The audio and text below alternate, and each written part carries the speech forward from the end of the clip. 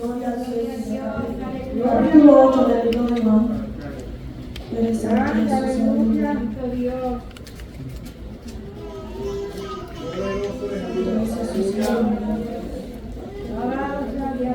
Vamos a leer del versículo 1 al versículo 11. Capítulo 8 del libro de Juan. Cuando lo tengan para ir siguiendo.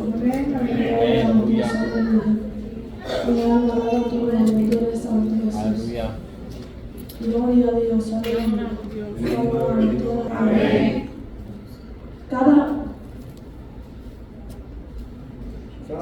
Cada uno se fue a su casa y Jesús se fue al monte de los Olivos y por la mañana volvió al templo y todo el pueblo vino a él y sentado él les enseñaba. Entonces los escribas y los fariseos le trajeron una mujer sorprendida en adulterio y poniéndola en medio le dijeron: Maestro, esta mujer ha sido sorprendida en el acto mismo de adulterio. Y en la ley nos mandó Moisés apedrear a tales mujeres. Tú pues, ¿qué dices? Mas esto decían tentándole para poder acusarle. Pero Jesús, inclinado hacia el suelo, escribía en tierra con el dedo, y como insistieron en preguntarle, se enderezó y les dijo: El que de vosotros esté sin pecado, sea primero en arrojar la piedra contra ella. Y inclinándose de nuevo hacia el suelo, siguió escribiendo en tierra. Pero ellos, al oír esto, acusados por su conciencia, salían uno a uno, comenzando desde lo más viejo hasta los postreros. Y quedó solo Jesús y la mujer, que estaba en medio. Enderezándose Jesús y no viendo a nadie sino a la mujer, le dijo: Mujer, ¿dónde están los que te acusaban? Ninguno te condenó. Ella dijo: Ninguno, Señor. Entonces Jesús le dijo: Ni yo te condeno, vete y no peques más. Y adoramos a Dios. Gloria al que vive, gloria al que vive. Y así vamos a comenzar. Te adoramos, Dios, aleluya. El tema del mensaje en esta noche se llama Después de la caída. Te adoramos, Dios, aleluya. Gloria al que vive, aleluya. Desde el principio de la creación del hombre podemos ver el amor de Dios en la vida del ser humano, quien creó al hombre con amor, con libre albedrío, para que nosotros podamos tener la opción de amarle y no tuvimos, so we wouldn't have to be forced. En ese simple hecho podemos ver el amor de Dios en nuestra vida. Desafortunadamente, el ser humano ha tendido a fallarle a Dios en ocasiones múltiples. Cuando leemos Génesis capítulo 3, versículo 1 al 7, vemos que por un descuido, un momento de quedarse y escuchar las susurras del enemigo de las almas, el ser humano fue convencido al mal. Desde ese día comenzó en la humanidad una naturaleza pecaminosa, en que el hombre ahora nace con una inclinación al pecado. Desde aquel entonces el hombre ha tenido dos enemigos. Uno de esos enemigos es el enemigo de las almas y el segundo es nuestra propia carne. Y el segundo enemigo podemos ver confirmado en el libro de Gálatas capítulo 5, versos 16 y 17, que dice: Digo pues, andad en el espíritu y no satisfacáis los deseos de la carne, porque el deseo de la carne es contra el espíritu y el del espíritu es contra la carne, y estos se oponen entre sí para que no hagáis lo que quisieren. Y adoramos, Dios, aleluya. Entonces tenemos una lucha constante contra nuestra propia carne, la cual solamente podemos vencer andando en el espíritu, para no darle cabida a las tendencias pecaminosas de la carne. En el libro de Romanos capítulo 3, versículo 23 dice: Por cuanto todos pecaron y están destituidos de la gloria de Dios. Y eso lo vemos aún en los hombres más grandes en la Biblia. David, un hombre ungido de Dios y conforme al corazón de Dios, era un adúltero. Pablo, un apóstol separado y usado por Dios, era un homicida. Jonás, un profeta de Dios, era un desobediente. Pablo mismo dijo en el libro de Romanos capítulo 7, versículos 19 y 20: Porque no hago el bien que quiero, sino el mal que no quiero, eso hago. Y si hago lo que no quiero, ya no lo hago hago yo, sino el pecado que mora en mí. Solo había un hombre en quien no fallado falta ni pecado alguno, nuestro Señor Jesucristo. Y aún con todo esto, con todo lo dicho, no estoy tratando de justificar el pecado del hombre, sino que lo que encuentro más bello es que aún con todo el pecado, con toda nuestra naturaleza pecaminosa y nuestra inclinación hacia el pecado, el Señor nos ha visto y desde el principio, desde antes de nuestro nacimiento, ha tenido un plan de redención para nuestras vidas. Y alegamos, tanto que dice en la Biblia, en el libro de Juan capítulo 3, versículo 16, porque de tal manera amó Dios al mundo, que ha dado a su Hijo unigénito para que todo aquel que en él cree no se pierda, mas tenga vida eterna. La sangre de inocente derramada en nuestro lugar.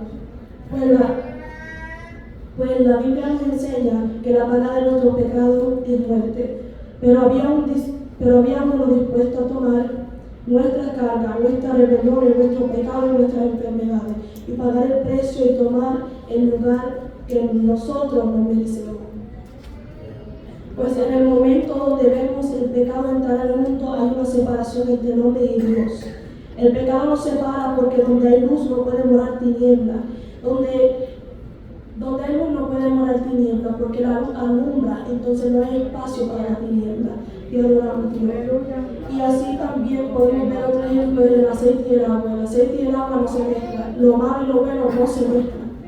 Y adoramos Dios. Entonces el pecado, cuando nosotros pecamos y le fallamos a Dios, hay una separación entre nosotros y Dios, porque Dios es santo y Él quiere que nosotros seamos santos también.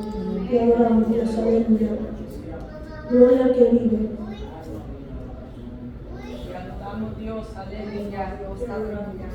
Dice la palabra que tenemos que estar frío o caliente porque el tibio será vomitado.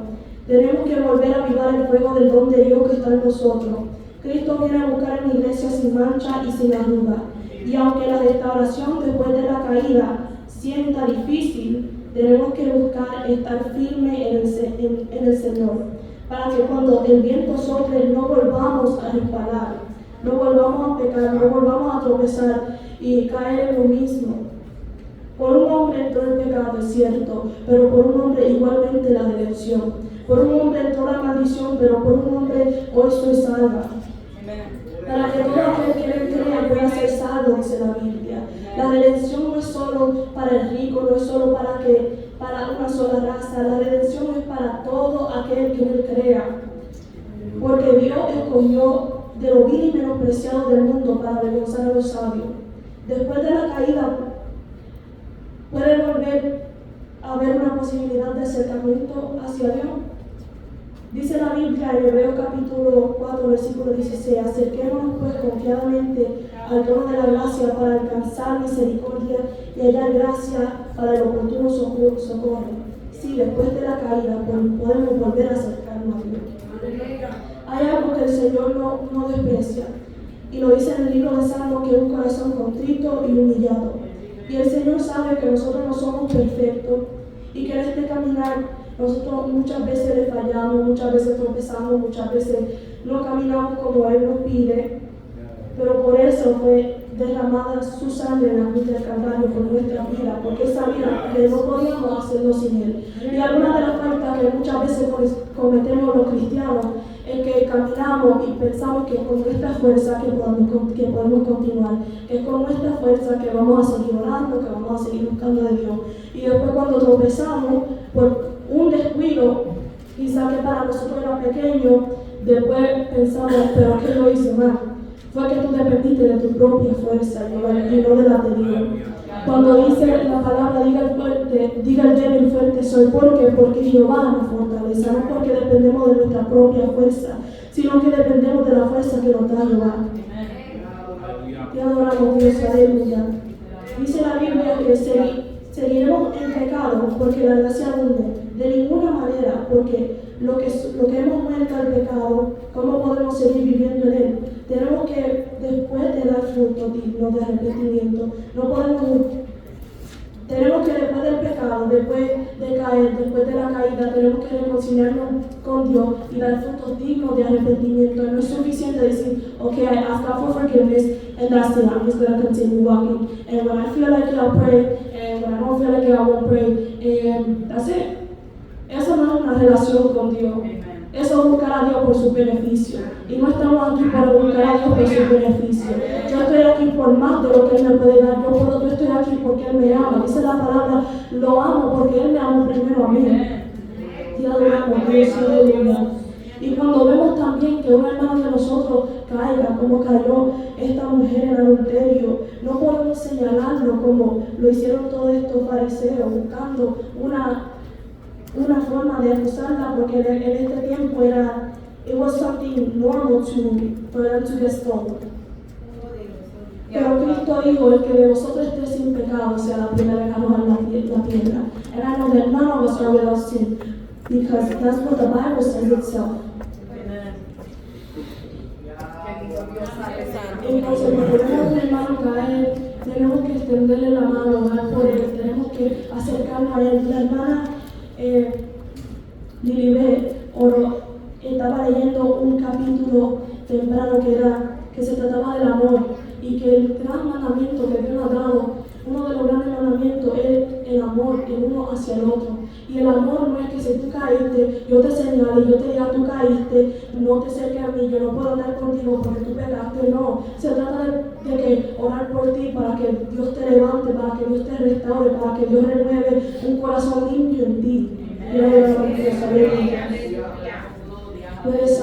Y aún con todo eso, cuando se trata de nuestra propia vida, podemos ver que Jesús le dice, ni yo te condeno, vete y no peques más. Dice Jesús, no te condeno. Le da otra oportunidad porque su misericordia en nuestras vidas son renovadas día en día.